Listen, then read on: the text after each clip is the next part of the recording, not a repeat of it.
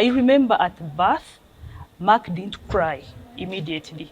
That first cry of That the first baby cry, the coming immediate, out. yes. So that had to be assisted. He had to be supported to cry. So that was already a sign, but at birth I didn't know what it was. Other children could have mild cerebral palsy or something in the middle, but this was actually very severe. What do you mean severe? Severe in the state that a lot of the brain cells were actually destroyed.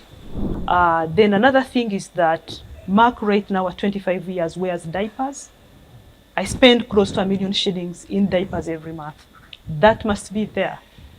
That's a constant cost. Yes, it's very constant. One thing that I would talk to parents and other people out there about these children, once this child is there, you must have the money. At some point, I would close out and cry, but I mean you're crying with a child in your hands.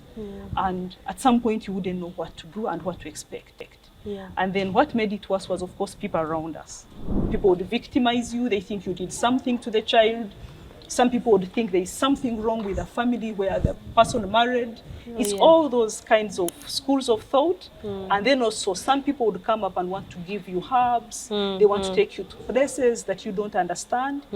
Being in denial is normal, to tell you the truth, because right from the day you conceive, all your prayers are for a healthy baby. Yes. When that baby is not forthcoming, it brings very many things into your mind. It's extremely difficult to believe it within the first few days, but somebody needs to really, be given time to think about it, digest it and accept it. And once they've accepted it, they will sail through it. The most important thing is that you have a child before you to deal with. The child is crying. Because Mark cried, that excessive crying, up to about 2.5 years.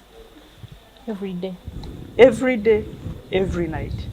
So those were moments that would really make you say your last prayer for your son. And you're like, I accept that this has happened, but in all these cases, I can assure you I didn't succumb. Like there was a very particular COVID experience where Mark almost succumbed to death. Then I said, God, you gave me this son.